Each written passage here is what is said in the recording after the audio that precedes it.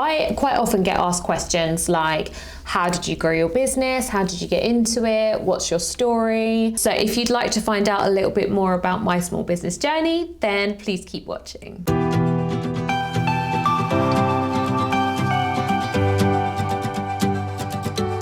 Hello and welcome back to my channel.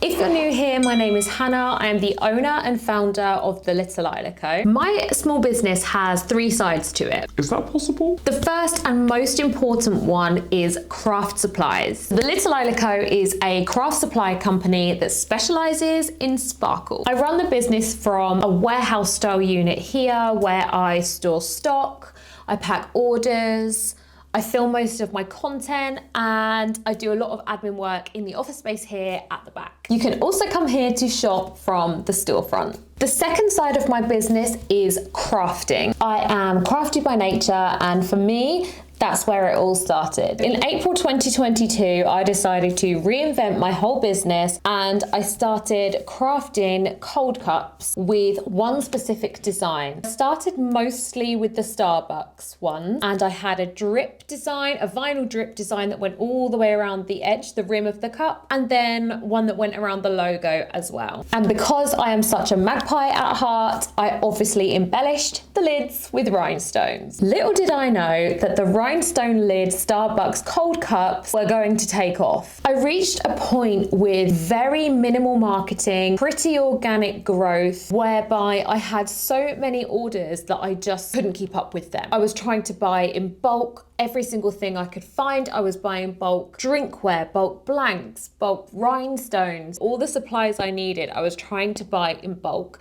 just to keep up with the orders. But the struggle that I had was, if I was going to buy every single color of rhinestone, for example, in bulk, I may have very small numbers of orders for one particular color and lots and lots and lots of orders for another color. So I ended up having a good lot of rhinestones that were never going to sell, or that were going to sell very slowly. And in the meantime, they were just taking up space in what was a very small spare room at the time where I was working from. So it was actually my husband who suggested to me, well, why don't you sell the rhinestones that you're not using, and then if ever you do need to use that color again, you can just buy smaller packs. Over a course of time, you will start to recognize the patterns of which colors sell well, which colors are a bit slower. In the meantime, you're making a little bit of an extra earning so that you can grow your business. At this point, the rhinestone lid, rhinestone tumbler kind of market wasn't huge in the UK. So for me to go down the road of essentially becoming a rhinestone supplier, when from what I could see, the crafting market in the UK at that point didn't have a lot of publicity on rhinestone artists or rhinestone tumblers. It didn't seem to be a big market. And my husband, being the kind of soundboard that he is for me, was asking all the right questions like, is it going to be beneficial to you that you are essentially going to be starting a market that doesn't really exist, or at least not hugely? Or is there a reason why there isn't much of a market for it here in the UK? So I kind of had to make the decision between, do I just carry on as I am, just stick with the many orders that I was getting for cold cups and just kind of suck it up with the rhinestones, or do I take a risk and kind of branch my business out into not really a supplier, because it was just such a small amount of things, but do I take that risk and go down another avenue with my business? So I took a bit of a risk, and I started marketing myself as the seller of the finished product, but also the seller of the supplies. And in the beginning, it was literally like 3 or 4 colors of rhinestones in one size. It's not as if I was starting a whole new business or completely jacking in the business that I had. It was literally just a little bit on the side. So I went for it. And I guess you could say the rest is history, but for the sake of this video, I'll give you the history. With the success of the sales of the rhinestones, I had a bit of a epiphany in my mind, and I kind of realized that this was the route that I wanted to go down long term. And it wasn't just specific to rhinestones. I think I just had this breakthrough moment in my mind where I thought, I want to have my very own brand of glitter. But again, I think that was partly fueled from the fact that at the time, it felt as though there weren't that many options out there. So I didn't feel like I was entering into a saturated market. And given my experience with self-teaching over many years, I had self-taught through YouTube videos, but almost all of them were American YouTube creators who were naturally using American brands of glitter. So long story short, me being me, I made a pretty impulsive decision.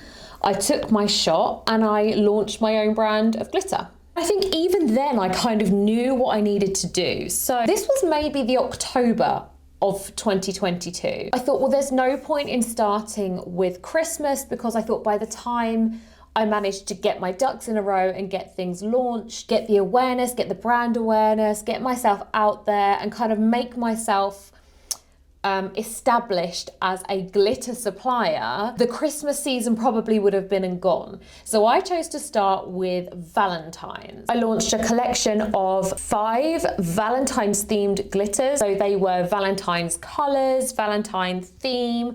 I gave them Valentine's names. Any OGs that are watching this video may remember I had one called Kiss Me Quick.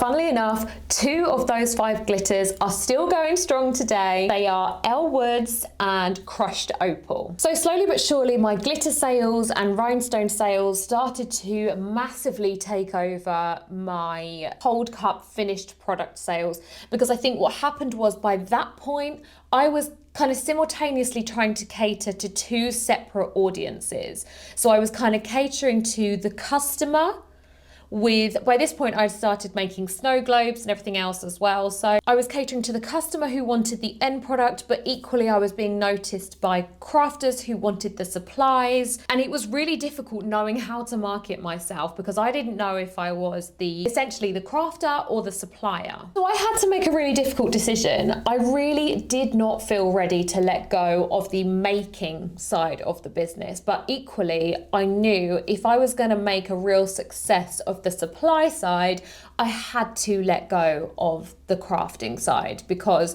I was never going to reach the right audience if I continued this half in, half out, trying to market to both audiences. And so I guess the Little Isla Co, as you know it today, was born.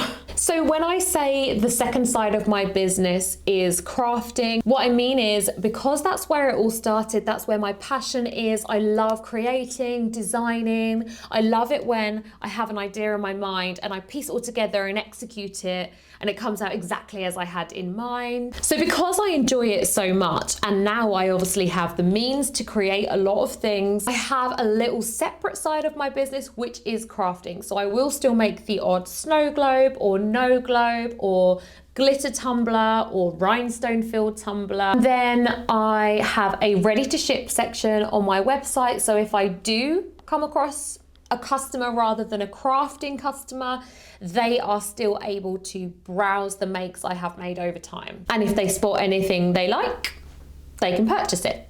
But also it gives me an opportunity to provide you with content on social platforms, whether it be tutorials or inspiration videos. So that is how I am able to keep crafting as part of my business. And that brings me on to the final side of the business, which is content creation here on YouTube. In all honesty, I can't believe I'm saying that, because this has been a dream. This has been a goal for forever, really. So my goal for my YouTube content is predominantly vlogging. So I'm going to show you behind the scenes, days in the life, week in the life, events, all the kind of things that go on behind the scenes for a small business. Of course, if there is anything specifically you would like to see from me, you can always leave me a comment and let me know. Obviously, YouTube can become an income stream. I don't expect to be making my millions from the platform, but it makes sense to put into the business as a separate section. So that is why I say there are 3 sides of my business,